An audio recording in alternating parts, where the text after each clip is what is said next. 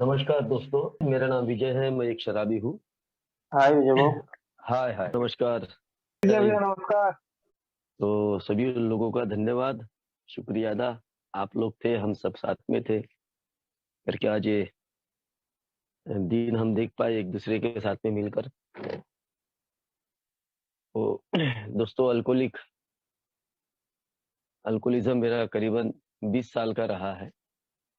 इन 20 वर्षों में बहुत कुछ खोया हूँ, पाया कुछ नहीं। सब खोने का ही काम किया है 20 वर्षों में। जिंदगी में सब कुछ बराबर था, चल रहा था। माता पिता, बाद में पत्नी आई, बाद में बच्चे हुए, सब कुछ पूरा लाइफ ठीक था।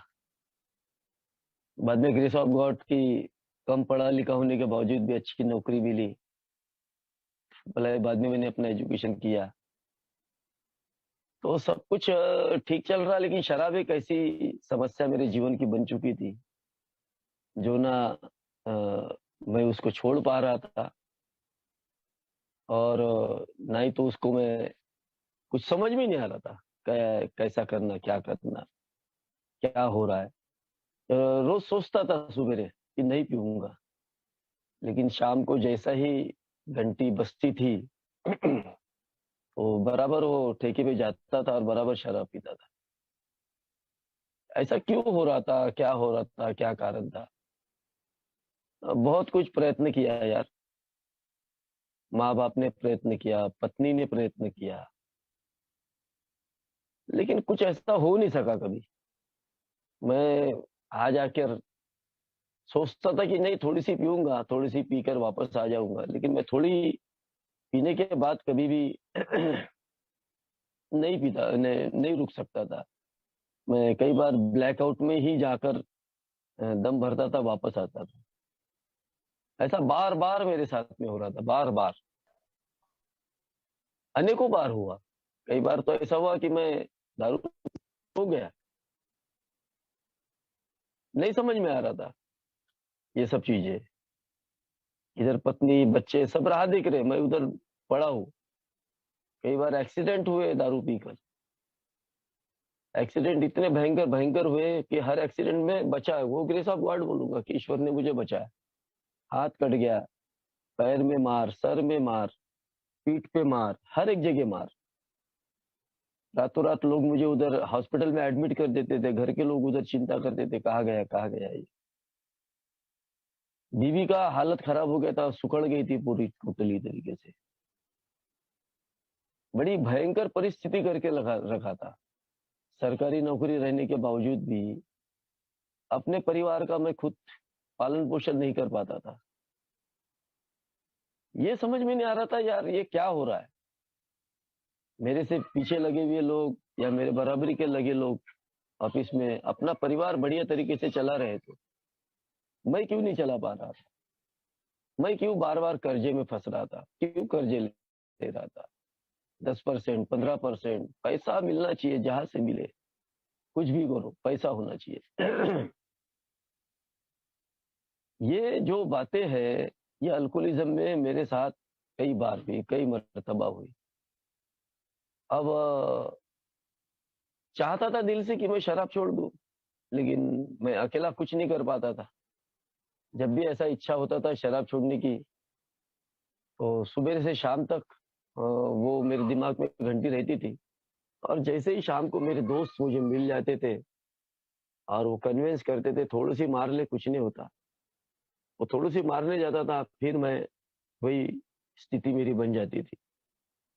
ऐसे ही परिस्थिति में 2004 7 दिसंबर बुधवार का दिन ही था कि वो मिरेकल्स है मेरे जीवन का सबसे बड़ा टर्निंग पॉइंट है।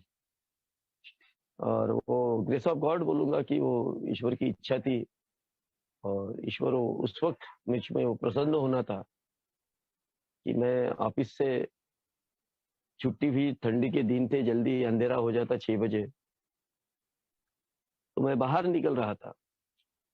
मैं सोचा था जेब में पैसे हैं, आज बढ़िया मटन खाएंगे, आज बढ़िया दारू पियेंगे, घर में एंजॉय करके मस्त अपन बाहर दोस्तों के साथ में एंजॉय करके घर जाएंगे।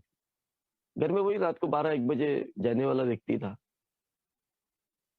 ऐसे परिस्थिति में बाहर में एक व्यक्ति अ, किसी का इंतज़ार कर रहा था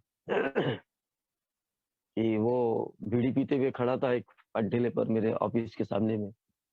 वो मेरे ऑफ़िस में मेरा एक दोस्त था, उसका वो भाई था, बड़ा भाई। वो अचानक दिखा और उसने मुझे आवाज़ दिया, "अरे यार आप उधर किधर जा रहे हैं?" बोला, "मैं इधर जा रहा हूँ।" "तो यार थोड़ा इधर से चलकर मेरे को सदर तक छोड़ दीजिए ना।" मैं बोला, "यार चल मैं इधर से जाने के बजाय इधर से चले जाऊँगा, कोई बात नहीं यार, फ्री।" तो मैं उसको छोड़ने के लिए वहाँ तक गया, 6:30 बज चुके थे। तो वो बोले, "अभी इधर तक आए हो, तो यहाँ एक हमारा मीटिंग होता है, उस मीटिंग में बैठ जाओ ना आप।" मैं बोला, "यार ये मीटिंग की मेरे को ज़रूरत नहीं है, मैं कोई शराबी थोड़ी हूँ, मैं कोई तुम्हारे जैसा थोड़ी पीता हूँ यार, तुम सुबह से पीते हो। तुम्हारा जो शराबीपन है वो अलग है किशोर, मेरा शराबीपन अलग है, मैं इतना नहीं पीता हूँ, मैं ठीक हूँ, मेरी नौकरी ठीक है।" लेकिन यार उसकी बात में दम था साला, उसने मेरे को एक शब्द बोला कि 1 घंटा बैठने से तुम्हारा क्या बिगड़ने वाला है, घंटे के बाद दारू पियो ना। मैं इधर आकर 1 घंटा मीटिंग में बैठा। 1 घंटे में मुझे ऐसा महसूस हुआ वो मीटिंग में कि यार ये जो लोग हैं, आप लोग जो है, वो जो उस वक़्त लोग जो शेयरिंग कर रहे थे, जो बता रहे थे, वो यार कहीं न कहीं मेरी बात मेरी अ, बात को वो लोग बता रहे हैं, मेरी बात को वो शेयर कर रहे हैं। मैंने उसको बोला कि भाई ये लोग तो सब मेरी बातें कर रहे हैं। उसने बताया कि भाई ये सब 19-20 का फ़र्क होता है। एक शराबी के सारे उदाहरण, सारे अनुभव एक ही जगह आकर मिलते हैं। जगह अलग हो सकती है, ठिकान अलग हो सकता है, हमारा पीने का तरीका अलग हो सकता है, पैटर्न अलग हो सकता है, ब्रांड अलग हो सकता है। लेकिन आखिर है बोले बर्बादी। कांसेप्ट मेरे को समझ में आया और वो पता नहीं क्या ऐसा मेरे दिमाग में वो चक्र चला कि मैं पहले ही दिन अपने आप को बोल दिया कि विजय, यस तू इधर आते रहेगा, तो शराब की दूरी तेरे को मिलते रहेंगी। फिर ये बाकी के जो लोग गए, पुराने लोग, ये मेरे को लेकर बैठे और 9 साढ़े 9 10 बजे तक बैठे। मैं अकेला मेरे को छोड़ दिया। अभी एक भाई ने ऑनेस्टी की बात किया था। वो पहले दिन की ऑनेस्टी मैं बताऊँगा कि मैं बहुत ऑनेस्टली अपने घर गया और मैं दारू नहीं पिया उस दिन, जो विचार मेरे मन में चल रहे थे उसको मैंने स्टॉप किया। बोला नहीं, ये लोग बोल रहे हैं ना आज के दिन one day at a time नहीं पीना। तो नहीं पीने का। मैं नहीं पिया, मैं घर गया जल्दी। मैं सोया रात को जल्दी। बीवी आश्चर्य से देख रही थी, आज पीकर नहीं आए। बच्चे आश्चर्य से देख रहे थे कि आज पीकर नहीं आए और जल्दी आए, 10 बजे आ गए। 12 बजे आने वाला व्यक्ति 10 बजे आ गया। यानी मैं घर का मुखिया था तो मेरे मुँह पर कोई आता नहीं था, मैं मार देता था। घर के लोगों को बोलो या चिढ़ जाता था कुछ, बहुत चिड़चिड़ा था मैं। तो घर के लोगों ने कुछ बोले नहीं, चुपचाप मैं सो गया। सुबेरे बड़ा जल्दी उठा मैं 5 बजे, क्योंकि एक अल्कोहलिक की नींद बड़ी सुबेरे जल्दी खुल जाती है रात को, अगर उसको शराब-वराब नहीं मिले। और लेकिन मेरी नींद अच्छी हुई थी वो पहले दिन।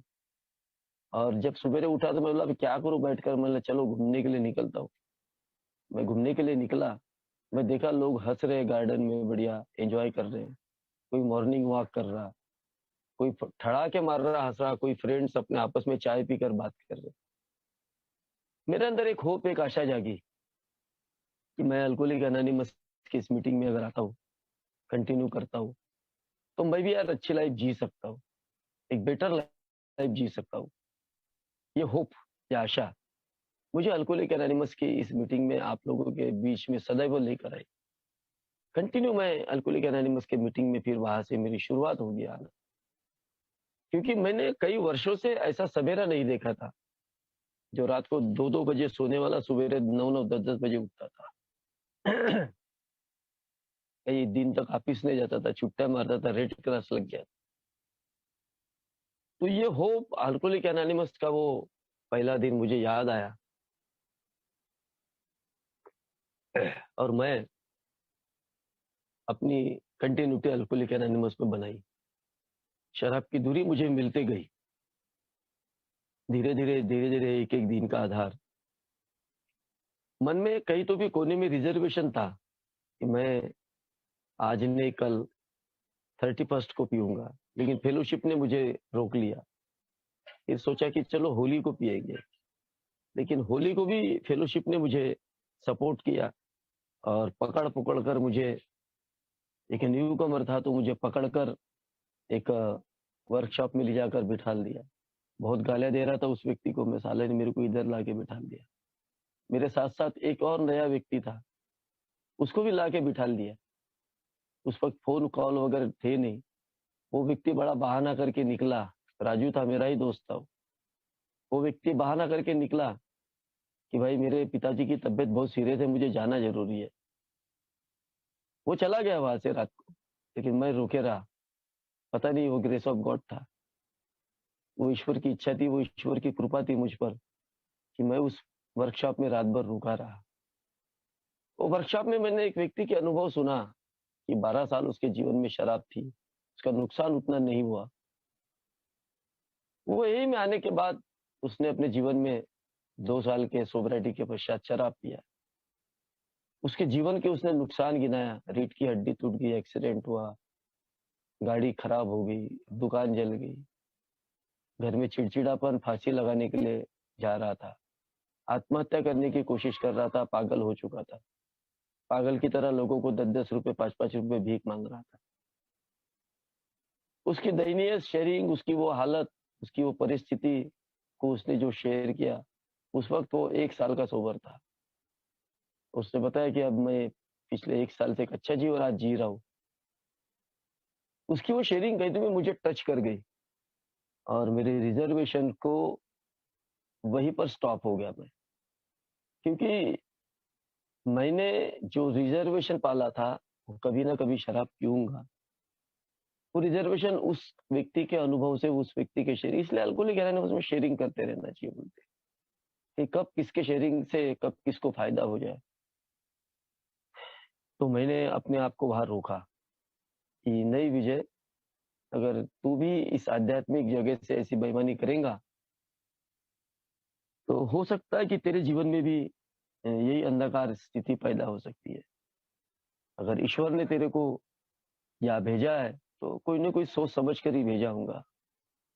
तो आज से, इस वक़्त से, इस क्षण से, जब मेरे को 3-4 महीने ये में हो चुके थे, तो इस क्षण से अपने इस रिज़र्वेशन को ख़त्म कर और ये फेलोशिप में तू अपने आप को अब कंटिन्यू रख कंटिन्यू आगे बढ़ाने का प्रयत्न कर।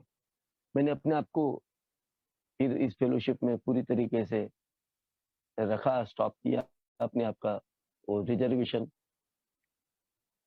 फिर घर गया तो वो जो मेरा दोस्त था जो वहाँ से रात को भाग गया था, पता चला कि वो दारू पी रहा है और पीकर कहीं तो भी पड़ा हुआ है।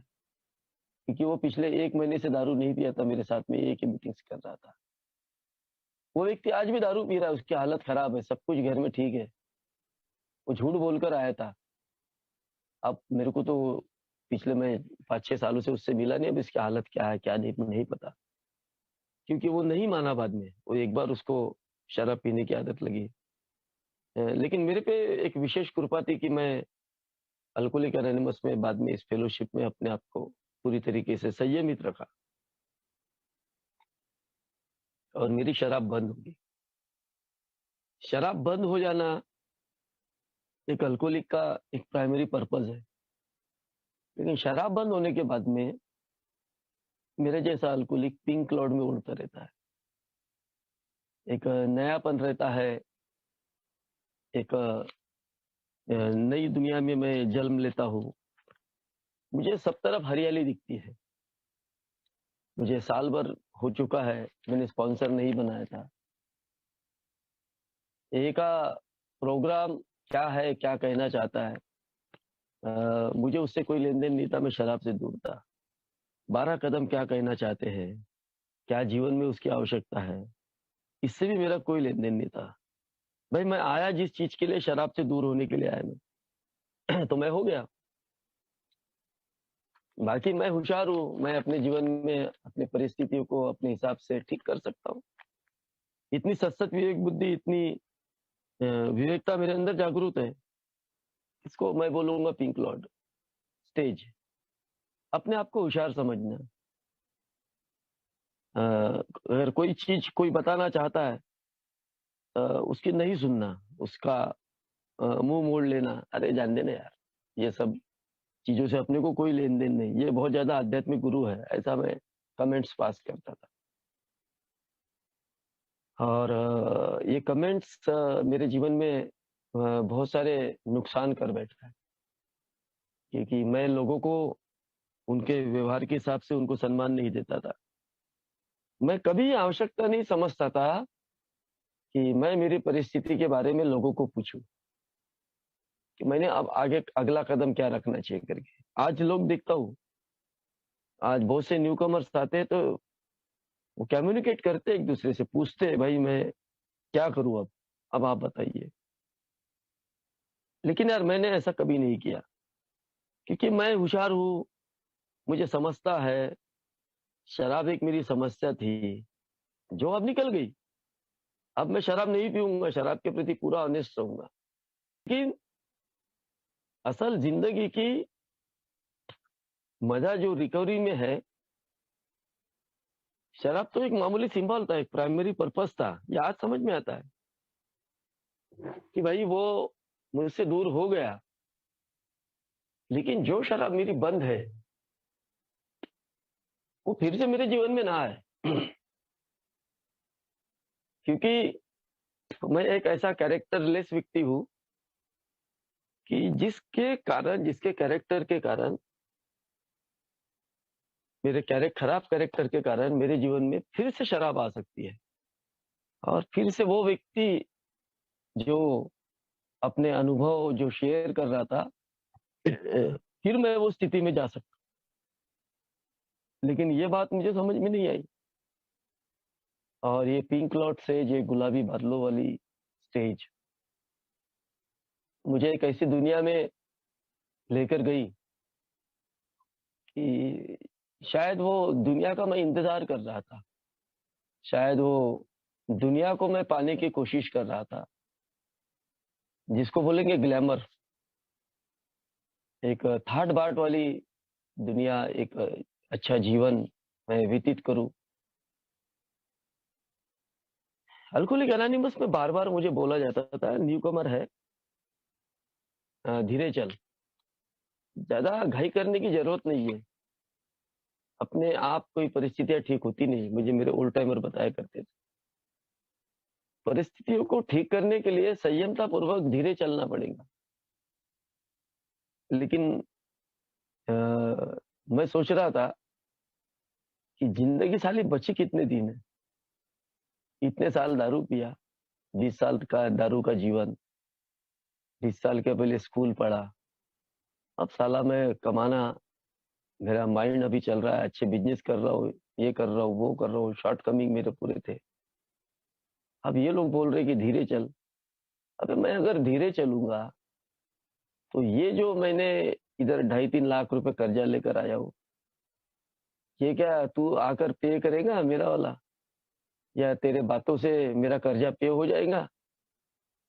बस भाई ये बातें अपने तक के रख, मेरे को मेरे काम करने दे। ये पिंक लॉट स्टेज, ये गुलाबी बादलों की स्टेज। नहीं सुनना, अपनी हिकड़ाई, अपनी अकड़, अपना गुरूर, अपना अहंकार, ये डिफेक्ट ऑफ कैरेक्टर जो बोला गया है ना, ये डिफेक्ट। अब ये नहीं सुनने के कारण हुआ क्या लाइफ में? हुआ ये ग्लैमर की दुनिया में अपने आप को बड़ा अच्छा महसूस किया, घर बना लिया, अच्छी गाड़ी ले लिया। ढाई 3 लाख का तो कर्जा था ही ना मुझ पर। तो अभी तो मैं सत्सद विवेक बुद्धि मेरी जागृत हो चुकी है। अब मैं कर सकता हूँ।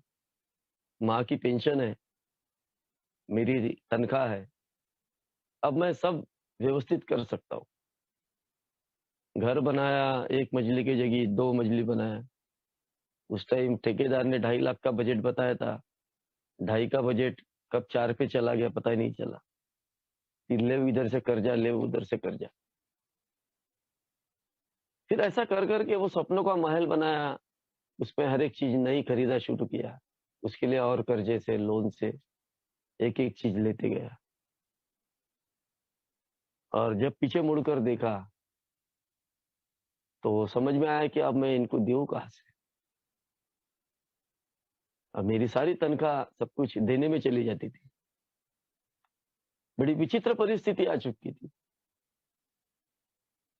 तब वो बात समझ में आई वो ओल्ड टाइमरों की। आज मैं उनका ग्रैटिट्यूड करता हूँ कि उन्होंने उस टाइम मुझे बताया था, मैंने भला ही नहीं सुना। लेकिन आज वो समझ में आता है कि भाई मैं ज़्यादा पिंक क्लाउड में उड़ने के कारण मैं ये 3 लाख का कर्जा कब 8-9 लाख पे चला गया, कोई पता ही नहीं चला। और धीरे-धीरे, धीरे-धीरे मैं पतन की दिशा में और बढ़ते रहा कि क्यों अल्कोहलिक एनोनिमस में बोला जाता है मेरे जैसे न्यूकमर जब आता है कि भाई आप धीरे चलो, ज़्यादा घाई मत करो, ज़्यादा पिंक क्लाउड में मत उड़ो, ज़्यादा होशियार की मत बताओ अपनी वाली। ये क्यों मेरे को बोला जाता है? क्यों मैं अपने अहंकार को आगे लाता हूँ? क्यों मैं अपना नुकसान करता हूँ? ये बात शायद आज समझ में आती है, लेकिन उस वक़्त मुझे समझ में नहीं आ रही थी। क्योंकि उस वक़्त मैं एक पिंक क्लाउड में था पूरी तरीके से। एक मुझे चारों ओर से हरियाली दिख रही थी। ऐसी परिस्थिति में शॉर्टकमिंग अपनाने के लिए मैं कभी भी ईश्वर के पास में उस वक़्त नहीं गया, उस 1 डेढ़ साल के सोब्रिटी में। अब डेढ़ साल की सोब्रिटी हो चुकी थी। मैं कभी भी वहाँ पर नहीं गया कि भई मेरी मदद करो। लोग मेरे को बार-बार बोला करते थे कि ईश्वर से प्रेयर कर। मैं हँसकर ये बोलता था, मज़ाक में ये बोलता था, पीछे में मुड़कर गाली देता था साला। अबे साला प्रेयर करने से अगर मेरी समस्या हल हो जाएँगी, ईश्वर को हाथ जोड़ने से मेरी समस्या हल हो जाएँगी, तो दुनिया में इतने लोगों ने भीख थोड़ी माँगे रहते। मैं अति शाहना, अति होशियार। दुनिया में इतने लोग दुखी हैं, क्या वो प्रेयर करके क्या ठीक हो जाएँगे? आज समझ में आता है कि उनकी बातों में थोड़ा आवाज़ में ये है ना प्रॉब्लम इसमें। आज समझ में आता है कि उनकी बातों में सच्चाई थी। ईश्वर ने मुझे बचाया इसलिए था, इतने बड़े-बड़े एक्सीडेंट से, इतने बड़े-बड़े हादसे से, कि मैं उसके नाम जपूँ, उसको पूजूँ और उससे कुछ तो मैं अपने जीवन के प्रति कुछ अच्छी चीज़ें माँगूँ। लेकिन मेरा विश्वास नहीं था और मैं ये समझ रहा था कि नहीं, ये सब बकवास है, बेकार है। मैं अपने आप को खुद को ईश्वर समझ बैठा, अपने आप की दुनिया को खुद चलाना चाहा, अपने आप को बढ़-चढ़ कर समझा। ये सब क्यों? क्या क्या वजह, क्या कारण? कारण एक ही था कि मेरे अंदर का अहम, मेरे अंदर का घमंड, एक शराबी जब नया अल्कोहलिक एनोनिमस में आता है, मेरे जैसा, तो उसको ये सब चीज़ों से गुज़रना पड़ता है। होली, दिवाली, पोला, ये सब चीज़ों से गुज़रना पड़ता है। उसी तरीके से रिकवरी मेरी एक बहुत अ, कसौटी है, मेरी एक बहुत बड़ी अ, तपस्या है कि उसको पाते वक़्त मैंने अपने शब्दों को, अपने माइंड को, अपने आप को पीसफुली थोड़ा-सा रखना चाहिए। ये मैं नहीं रख पाता हूँ। ये मैं नहीं कर पाता हूँ। क्या वजह है, क्या कारण है? तो मेरे अंदर का घमंड, मेरे अंदर की अकड़, जिसके कारण से मेरा विल पावर, मैं मेरा विल, मैं गॉड विल को कभी भरोसा नहीं करता हूँ। लेकिन सब कुछ खत्म हो चुका, सब कुछ बाद में खत्म हो चुका। लॉटरी आई, सब कुछ खत्म हो, सब बेचना पड़ा। जितना कुछ बचा बनाया था सब बेचना पड़ा। बेचकर भी कर्जा पे नहीं कर सका। बेचकर भी पूरी तरीके से मैं अपने कर्जे को पे करूँ, ऐसा कोई वक़्त नहीं आया, ऐसा कोई। फिर से पास में डाला, फिर लॉटरी आई हाथ में, फिर और पैसा गया। बहुत सारा कर्ज़ों का अंबार, बहुत सारी सोसाइटीज़, बहुत सारे ब्याज वाले। बहुत सारी चीज़ें अधोगतियाँ मैंने देखी हुई है। बहुत सारे धूप-छाँव मैंने देखे हुए हैं। रिकवरी करना इतना मेरे जैसे अल्कोहलिक के अकेले के भरोसे पर इतना आसान नहीं होता है। रिकवरी करने के लिए मेरी खुद की रिकवरी करने के लिए मुझे फेलोशिप का सहारा ढूँढना पड़ेगा। मुझे अच्छे फेलोशिप में रहना पड़ेगा। मुझे अच्छा एक स्पॉन्सर बनाना पड़ेगा। ये बात मुझे 3 साल तक समझ में ही नहीं आई। 3 साल तक प्रोग्राम को मैं यूँ ही चल-ढकल ही कर रहा था मैं। नहीं जम रहा था मुझसे। नौबत सुसाइड करने तक आ चुकी थी। ये शराब तो नहीं पी रहा यार बंदा लेकिन अ, सुसाइड कर लेना चाहिए। अभी बेकार है साला जीवन। जीवन खत्म कर देना चाहिए। कई बार असफल प्रयत्न भी किए। गाड़ी लेकर बस के सामने जा रहा हूँ, इंश्योरेंस पॉलिसी खोल के रखा हूँ। गाड़ी लेकर बस के सामने इसलिए कि 2 बेनिफिट्स, एक इंश्योरेंस पॉलिसी का पैसा मिलेगा, बस गवर्नमेंट की है तो गवर्नमेंट की तरफ से भी कुछ पैसा मिलेगा। आखिरी क्षण में बस वाला ब्रेक मारता था या मैं बाजू में हट जाता था। यानी ये बात आज समझ में आती है कि वो ईश्वर की इच्छा नहीं थी कि मैं मरूँ। मैं ज़िंदा रहूँ, चाहे मैं कितना भी बर्बाद हो जाऊँ। ईश्वर मेरे को एक दिन वो देने वाला था सारी चीज़ें। लेकिन मुझ में वो सारी चीज़ें सँभालने की औकात नहीं थी।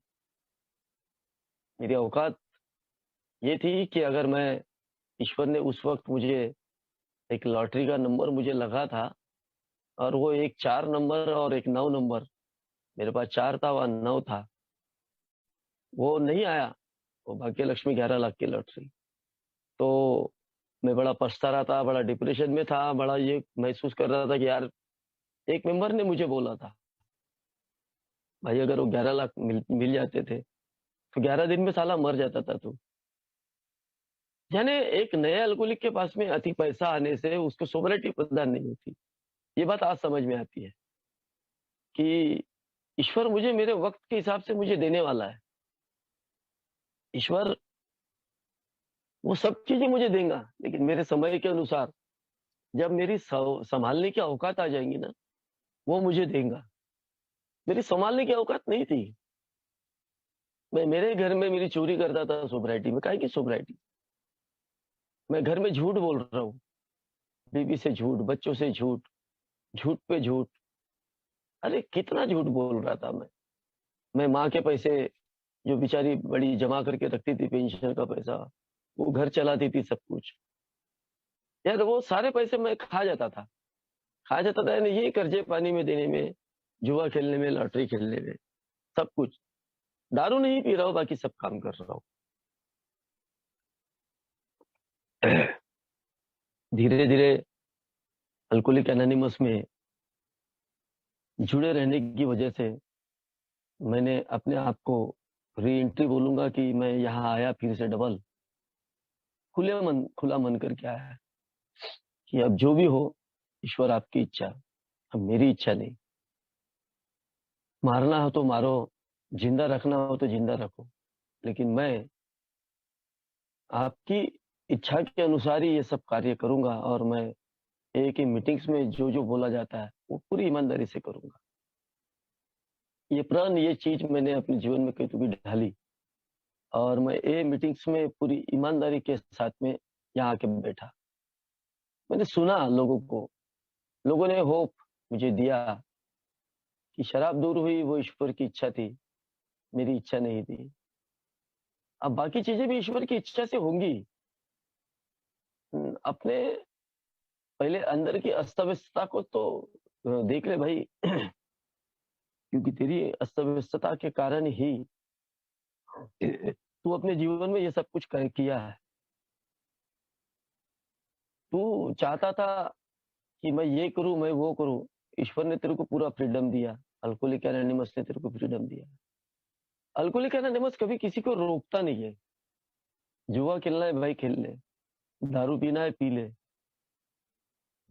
तेरे को जो भी अदरवाइज़ काम करना है, जो भी गलत काम करना है कर ले। जिंदा रहेगा तो अल्कोहलिक एनोनिमस में वापस ज़रूर आएगा।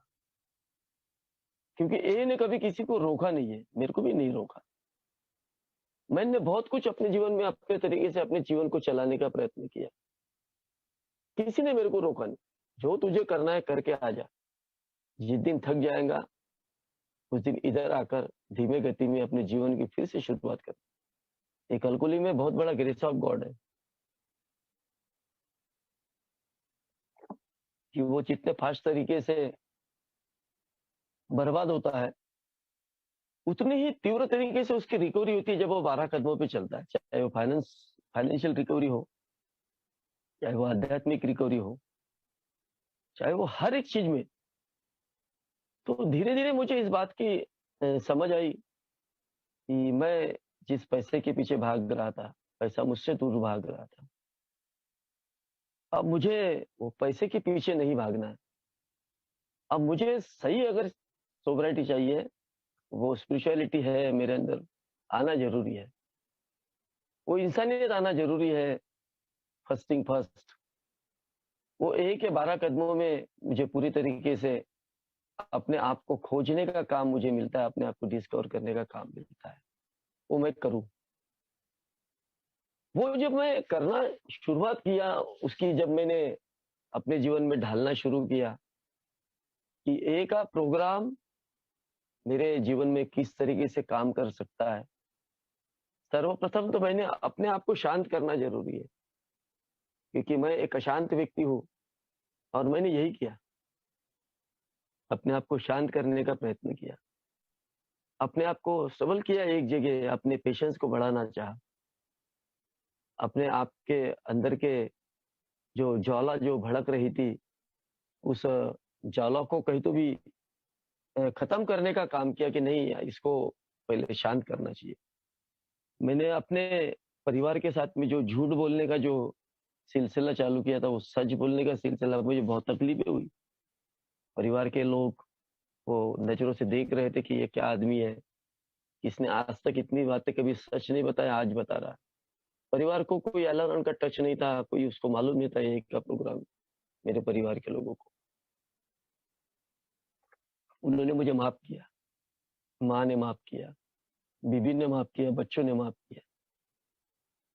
अब मुझे सही लाइफ़ सही तरीके से ये समझ में आई कि परिवार की शक्ति कितनी बड़ी शक्ति होती है।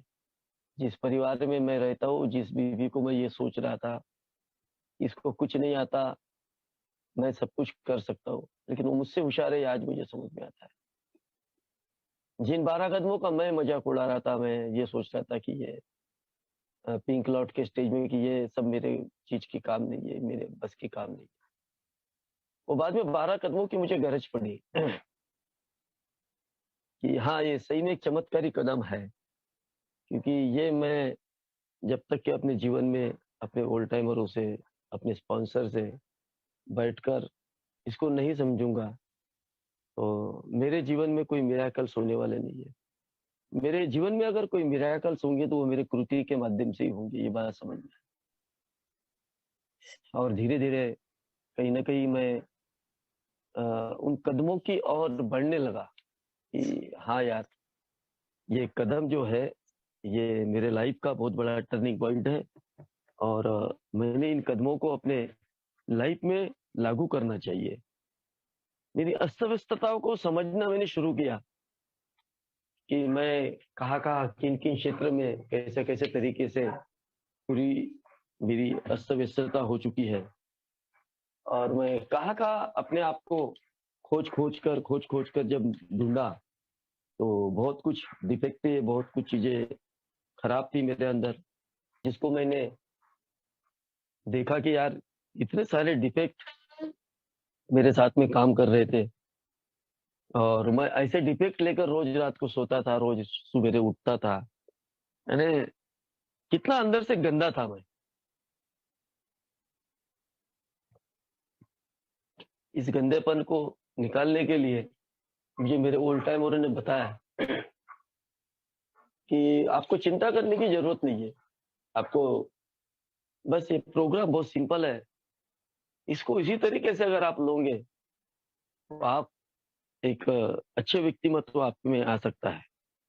तो मैंने मेरे व्यक्तिमत्व को तो ढूँढा, समझ में आया मेरा चिड़चिड़ापन क्यों है, कि मेरे अति लालच की वज़ह से मेरा चिड़चिड़ापन है और अति लालच की वज़ह से मेरे अंदर गुस्सा है। मैं लोगों को अपनी बढ़ चढ़कर जो जीवन के बारे में बताना चाहता हूँ कि मैं अब वो विजय नहीं रहा, मैं सब कुछ कर सकता हूँ, सब कुछ ठीक कर सकता हूँ। तो वो बढ़ चढ़कर दुनिया की जो लोगों को बताने की जो ज़रूरत है, वो मैंने ख़त्म करना चाहिए। क्योंकि लोगों को बताकर मैं कोई अपने जीवन को सुरक्षित नहीं कर सकता हूँ। ये बात धीरे-धीरे मुझे समझ में आई। अगर मेरे विवेक को सही में अच्छे तरीके से जागरूक करना है, तो मेरे अंदर का जो ईश्वर है, जो हायर पावर है, उस हायर पावर को मैंने काम करने देना चाहिए। मेरा हायर पावर मेरे जीवन का मैनेजमेंट देखता है, क्योंकि मैं मेरे मैनेजमेंट को ठीक तरीके से नहीं कर रहा था। मेरा मैनेजमेंट टोटली तरीके से बिगड़ चुका था।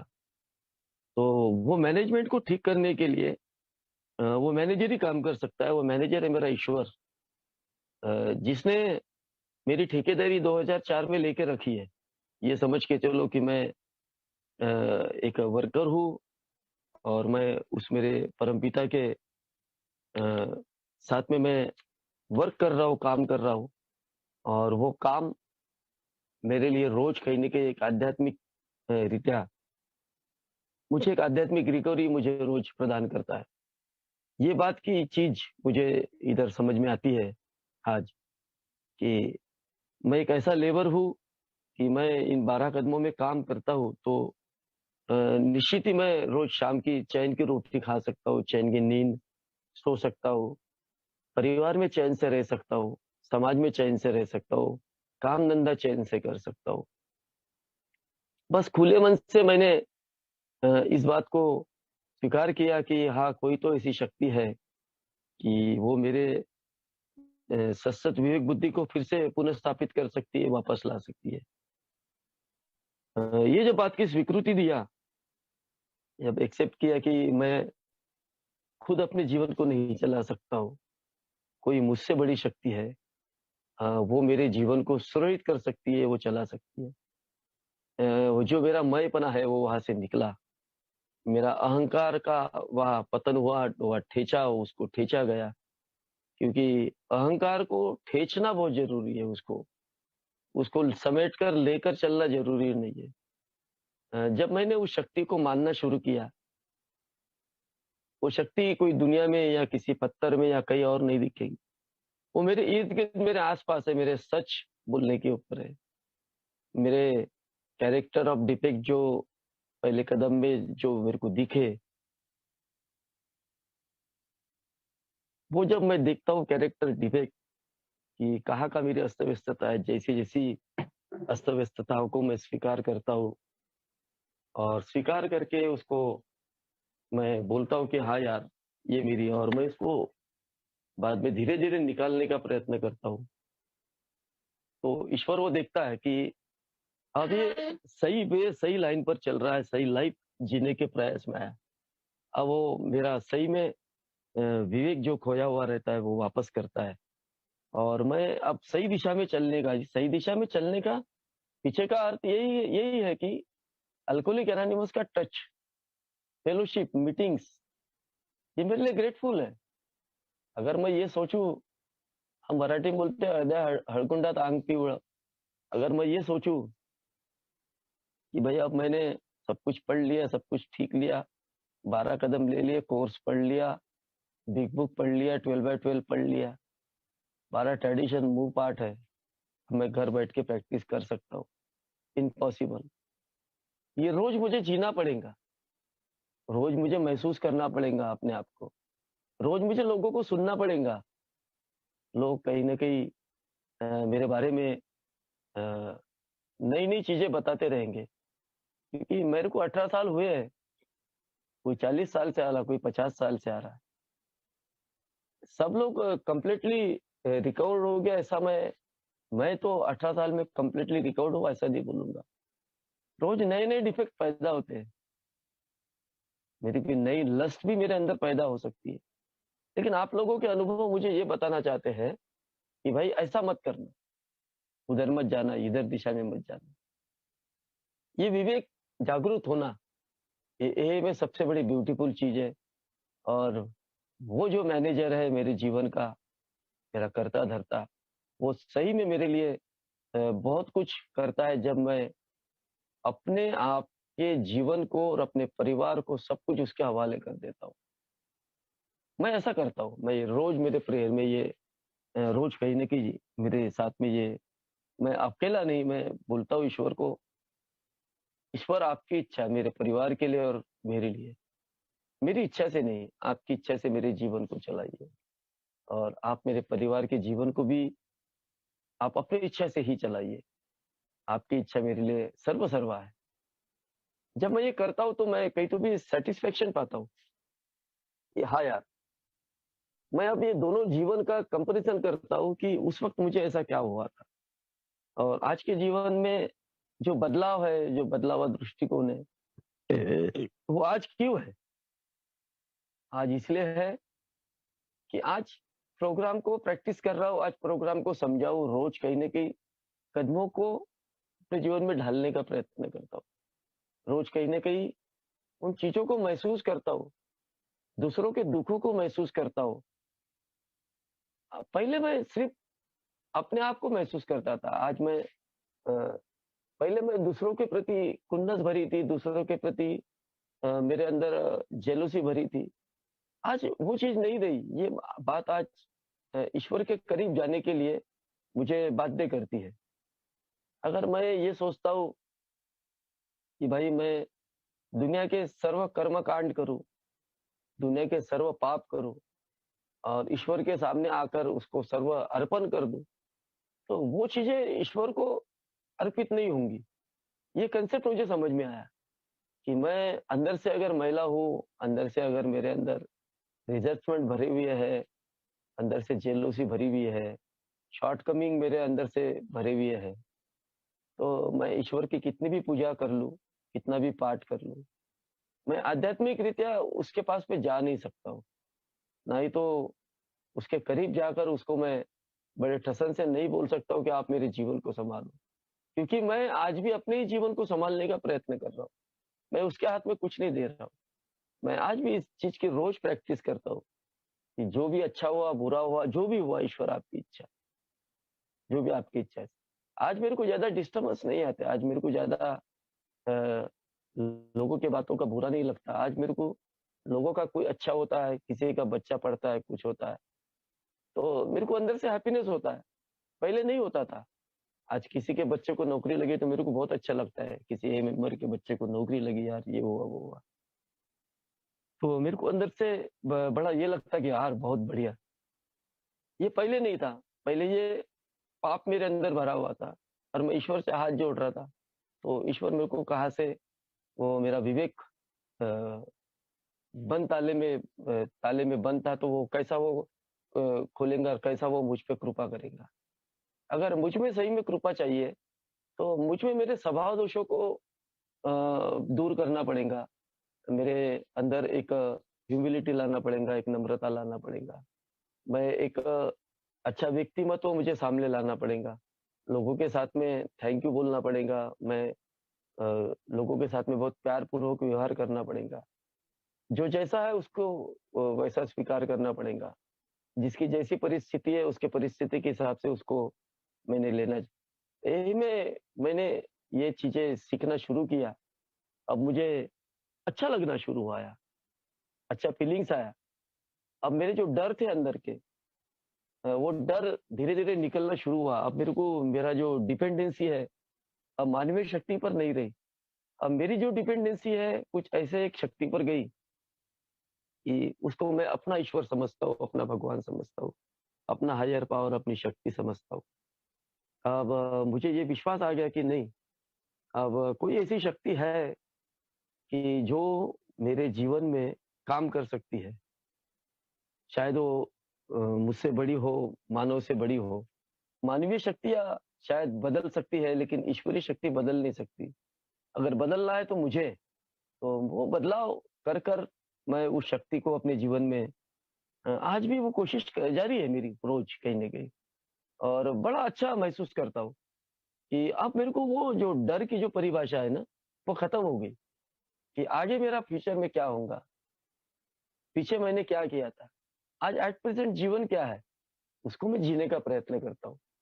पहले ऐसा नहीं था। पहले पिछला गया, उसके लिए मैं पछतावा करता था। आगे आने वाले के फ्यूचर के बारे में सोचा करता था और आज का जीवन मैं बर्बाद करता था। मुझे यहाँ आप लोगों के साथ में रहकर, आप लोगों के अनुभव सुनकर ये बात का एहसास हुआ कि मुझे आज के दिन एट प्रेज़ेंट जीवन मुझे जीना है। आज का दिन का जीवन जो है, वो सर्वश्रेष्ठ है। ये जीवन जो मैं जीता हूँ ना, यही जीवन मेरे लिए बहुत ब्यूटीफुल है। बस अंदर से मैं खुश रहूँ, अंदर से हैप्पीनेस रहूँ, तो ये हैप्पीनेस ही मुझे ईश्वर के करीब लेके जाता है। अब मेरे को ना किसी का डर है कि मेरा प्रॉपर्टी कब बनेगा, जो खो चुका हूँ, उसका डर नहीं लग रहा था। अब मैंने जितना कुछ कर्मकांड किया, वो सब बेहोशी में हुए, सब मेरे कम अक्ल की वजह से हुए। इस बात की स्वीकृति दिया और अपने जीवन को पूरी शांत तरीके से एकांतवास में लेकर मैंने अपने आप को खोजना शुरू किया। अपने आप को खोजा, जब खोजने में मेरे को अपने आप के डिफेक्ट दिखे, अपने आप आपके अंदर का जो अल्कोहलिक एनोनिमस में क्लीन हाउस बोलते हैं। क्लीन हाउस करते टाइम मैं शॉर्टकमिंग वहाँ पर भी मारता हूँ कि ये आधा-अधूरी बात मैं बताकर अ, आधे-अधूरी चीज़ों का प्रयास करते रहता हूँ और मुझे उसके फ़ायदे नहीं होने वाले।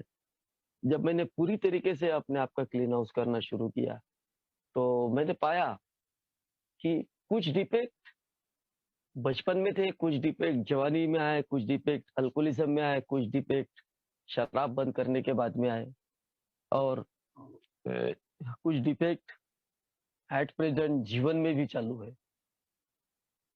जिसको खुली आँखों से मैंने देखकर अपने स्पॉन्सर के साथ में इसकी चर्चा की, बात की, उसको बताया, ये चीज़ें मेरे साथ में आज भी इसी वक़्त चालू है और मैं ये कर रहा हूँ। कई बार हम लोग पिछला जीवन तो देख लेते हैं, ये बात अल्कोहलिक एनोनिमस में रहने के कारण ही मुझे समझ में आया। पिछला जीवन देख लेते हैं, बीच का जीवन देख लेते हैं, लेकिन क्या मैं एट प्रेज़ेंट में जी रहा हूँ? क्या वो ठीक जी रहा हूँ? ये बात का देख पाना बहुत मेरे लिए मुश्किल हो जाता है। जब मैंने एट प्रेज़ेंट में देखना चाहा, समझना चाहा, तो एट प्रेज़ेंट में भी मेरे साथ में कुछ डिफेक्ट ऐसे मौजूद थे जो मैं यहाँ शेयर नहीं कर सकता हूँ। मैंने मेरे स्पॉन्सर के साथ उसको शेयर किए बैठकर। मैंने मेरे स्पॉन्सर के साथ इसको बैठकर शेयर किया और उसका बेनिफिट्स मुझे हुआ कि मुझे उसमें से बचना क्यों है? क्योंकि अगर मैं बचूँगा तो मेरे लिए वो बहुत फ़ायदेमंद होंगे। तो बचने का उपाय मुझे वहाँ मिला और मैंने उसमें से कहीं तो भी बचना चाहा। उसमें से कहीं तो भी अपने आप को पीछे हटाना चाहा और सक्सेस हूँ। अगर मैं एट प्रेज़ेंट के जीवन को अगर देखना नहीं चाहूँगा ना, पिछला जीवन देखकर मैं डिप्रेस में आ सकता हूँ, तो बड़ी मुश्किलें पैदा होती है। धीरे-धीरे करके जीवन में ये रिकवरी का प्रोग्राम बहुत कुछ मुझे सिखाता है कि मेरे डिफेक्ट को किस तरीके से भगवान से मैं अपने आप के बारे में बात करता हूँ। जब मैं डिफेक्ट में काम करता हूँ ना, वो डिफेक्ट मुझे अच्छे लगते हैं। मुझे बाजी करना अच्छा लगता है, जुआ खेलना अच्छा लगता है, सट्टा लगाना, लॉटरी खेलना। वो तब तक अच्छा लगता है जब तक मैं बर्बाद नहीं होता और जब बर्बाद होकर मैं पूरी तरीके से अपने आप को सरेंडर करता हूँ ना, तब वो आकर मैं आप लोगों के साथ में शेयर करता हूँ। तो ऑटोमेटिक ये आप लोगों के सामने शेयर करना यानी ईश्वर के सामने शेयर करना हो गया। उसके मुझे बेनिफिट्स, उसके मुझे फ़ायदे मिलते हैं। मुझे रास्ते दिखते, समझ में आता है। क्योंकि जो व्यक्ति शेयर करता है ना अपने डिफेक्ट को, वो समझ लेना कि सुधरने के प्रयास में है। जो शेयर नहीं कर रहा, वो दबा के रखा है, साइनाइड बना के रखता है और वो बाद में कब ब्लास्ट होऊँगा उसका कोई गारंटी नहीं रहता है। ये शेयर करना कितना ज़रूरी है। मैं आज घर में बैठ के शेयर कर रहा हूँ, मेरे को नहीं डर, मेरी पत्नी मेरे बारे में क्या बोलेगी। सबको मालूम है, मेरी एनानिमिटी का मुझे डर नहीं, सबको मालूम है, मेरे बच्चों को मालूम है, मैंने क्या-क्या कर्मकांड किया। तब मैंने अपने घर में भी अपनी 4 स्टेप ले लिया हूँ। इसलिए मेरे को डरने की ज़रूरत नहीं है आज, कि मेरे घर के लोग क्या बोलेंगे करके। तो ये जो चीज़ें है ना मुझे उत्साहित करती प्रोत्साहित करती है जब मैं शेयर करता हूँ और शेयर करते रहना चाहिए। मेरे डिफेक्ट मुझे बंद करना है, मुझे लॉटरी बंद करना था, मैंने उसको शेयर किया आप लोगों के साथ और अन्य जो चीज़ें हैं वो बंद करना था, अपने स्पॉन्सर के साथ शेयर किया। मुझे उसका बेनिफिट्स मिला। कहीं न कहीं वो बोलते हैं ना, हमारे सत-सत विवेक बुद्धि में, हमारे मीटिंग्स में ईश्वर मौजूद होता है। ईश्वर आप लोगों के अंदर मौजूद है। मैं जो आप लोगों के साथ में शेयर करूँगा, उसका बेनिफिट्स मुझे मिलेगा। इसलिए एए में बार-बार बोला जाता है, हमारे पुराने मेंबर हमको बोलते थे, "बे भाई शेयर कर इधर आकर।" अबे शेयर कर, मैं बोलता था क्या शेयर करूँ यार अपनी अधोगति, अपने बर्बादियों को क्या शेयर करूँ? सब कुछ तो मेरा, लेकिन जितना मैं शेयर करूँगा ना, उतना मुझे उसका बेनिफिट्स होगा। उतना मैं अपने आध्यात्मिक रीत्या अपने स्पिरिचुअलिटी को बढ़ाऊँगा, अपने अध्यात्म को अंदर से बढ़ाऊँगा। फिर लोगों के माफ़ करना, माफ़ी माँगने की भावना मेरे अंदर आती है। वरना मैं दारू पी रहा था, मारपीट करता था, तमाशे करता था, ये सब भावनाएँ कहाँ थी? विल पावर के भरोसे शराब छोड़ता था, तो ये सब भावनाएँ कहाँ आती थी मेरे अंदर? अरे मैं मेरे पिताजी पर हाथ उठा लिया। मैं अपने पिताजी को अपना अव्वल नंबर का दुश्मन समझता था। आज बेचारे इस दुनिया में नहीं है। हाँ, उनका ही पैसा मैंने पूरा बैंक बैलेंस उनका मैंने खाली कर दिया था। क्योंकि इसलिए कि बचपन में उन्होंने मेरे साथ भेदभाव किया था, ये दिमाग में मेरे क्रेज़ करके गई थी। ये मेरे को मेरे स्टेप वर्क में मेरे को समझ में आया कि यार मेरे पिताजी मेरे बहन के लिए सब कुछ करते हैं और मेरे लिए कुछ नहीं करते। उसको नई साइकिल, उसको नई चप्पल, उसको नए कपड़े और मेरे लिए वही पुराने सब कुछ पुराना मेरे को मिलता था। उतरन मेरे को मिलता था। वो छोटे बच्चा था तो दिमाग में वो चीज़ें घर कर गई। ये बात एक आप प्रोग्राम जब प्रैक्टिस करना शुरू शुरू किया तो पिताजी के प्रति जो रिजेंटमेंट था, वो कहीं तो भी उसमें से मैं बाहर आ सका। कि मेरे पिताजी का बड़ा शुद्ध विचार था, शुद्ध बात थी कि वो ये चाहते थे कि बेटी पराया धन होती है। बेटी को अपने घर में जितना सुख दिया जाए उतना मैं दे सकता हूँ, उतना मैं दूँ। बेटा तो अपने घर की प्रॉपर्टी होगी, यही रहेगा, उसको तो आज नहीं कल हम दे ही देंगे। उस टाइम उतनी परिस्थितियाँ नहीं हुआ करती थी। वो बात मेरी मैच्योरिटी में, मेरी समझदारी में मुझे समझ में आई, एक ही समझदारी में, एक ही प्रोग्राम में। अगर व्हील पावर के भरोसे मैं शराब से दूर रहता था, तो आज भी पिताजी का मैं गुस्सा करता था। यानी ये सब चीज़ें मेरे को यहाँ प्रोग्राम में प्रैक्टिस करने की वजह से ही समझ में आया यार। आज मेरे को भी भगवान ने एक लड़का, एक लड़की दिया। वो मुझे ये सबक देकर गए कि दोनों के साथ में सम्य व्यवहार कर, अच्छे तरीके से व्यवहार कर, साम्यता में रख। उन्होंने मुझे कभी तकलीफ नहीं दी जितनी तकलीफ मैंने अपने माँ-बाप को दिया। ये कबूली मुझे यही तो देना है ना, ये कबूली देने के लिए बाहर की दुनिया में जाऊँगा तो लात मारेंगे लोग मुझे। मुझे ये कबूली आप लोगों के सामने आपके अंदर ईश्वर बैठा है, उस ईश्वर के सामने कबूली मैं दे रहा हूँ कि ये मेरे पाप थे, ये मेरे कर्मकांड थे कि जिस बाप ने मुझे पैदा किया, जिस माँ ने उनको नहीं समझ रहा हूँ। ये मेरा अल्कोहलिज़्म। मैं सही में आज ए का बहुत बड़ा ग्रेटफुल हूँ, एक ओल्ड टाइमर्स का, अपने यार दोस्तों का, जो साथ में जुड़े हैं, नहीं जुड़े हैं, अनजाने में लाखों लोग आज ए में हैं। उन सबका मैं ग्रेटफुल हूँ कि उन सब लोगों ने कहीं न कहीं मेरे रिकवरी में वो उनका योगदान रहा, वो पार्ट रहा कि उन्होंने मुझे सही रास्ते का चुनाव करने के लिए मजबूर किया। वरना मैं अकेला अपने बलबूते के ऊपर सही रास्ते का चुनाव नहीं कर सकता था। अकेला मेरा जीवन बर्बादी की कगार पर ही रहता था। लेकिन मैंने कहीं न कहीं आप लोगों के साथ में रहकर सही रास्ते का चुनाव किया है। वो सही रास्ता मैंने चुना है। यही वो कारण है यार कि आज मैं ये दिन देख पा रहा हूँ। सब कुछ खो चुका था, धीरे-धीरे करके सब कुछ वापस आ रहा है। जो कर्जे में बेहाल था, आज वो कर्जा नहीं रहा है। आज लोगों पर है, मेरे पर नहीं, आज ये नहीं है। ये गर्व से नहीं कहता हूँ लेकिन ये आज कहीं न कहीं वो सद्सद विवेक बुद्धि वो ईश्वर ने मुझे प्रदान किया है। उसकी वजह से मैं ये बोल सकता हूँ कि आज मैं हैप्पी हूँ। आज कम से कम वो एक पेशेंस है कि भाई मैं अपने काम को अपने अच्छे तरीके से लेकर चलूँ। वो आप लोगों से सीखा हो, आप लोग मेरे लिए ग्रेटफुल हो। हम सब साथ में मिलकर ही एक प्रोग्राम की प्रैक्टिस कर सकते हैं, प्रोग्राम को जी सकते हैं। हम सब लोग साथ में नहीं रहते थे, तो मेरे को नहीं लगता था कि मैं अकेला अपने बलबूते पे सब कुछ कर सकता था। इसलिए आप सभी लोग मेरे लिए ग्रेटफुल हो। सभी लोग आप मेरे लिए बहुत अच्छे हो और हर आदमी में कुछ ना कुछ कमियाँ होती है। मुझ में भी बहुत सारी कमियाँ हैं। जिस तरीके से मुझे आप लोगों ने संवारा है, तो आज मेरी ड्यूटी बनती है कि मैं भी सभी लोगों को उनके कमियों के साथ, उनकी अच्छाइयों के साथ में स्वीकार कर लूँ। यही ए का प्रोग्राम मुझे बताना चाहता है। ना किसी के प्रति द्वेष है, ना किसी के प्रति कोई रिजेंटमेंट है, ना किसी के प्रति मेरे को कोई खुन्नस है आज। आज यानी हैप्पीनेस है। ये कहने का तात्पर्य मेरा यही है कि मैं एक जो जीवन जी रहा हूँ, वो जीवन की शायद मैंने कल्पना नहीं किया था। उससे भी बेहतर जीवन आज मैं जी रहा हूँ और एक अच्छा जीवन जीने की वजह से आज मैं सोबर हूँ, अच्छा जीवन जी रहा हूँ। धन्यवाद आप लोगों ने मुझे सुना पेशेंटली, इसलिए आप सभी का धन्यवाद।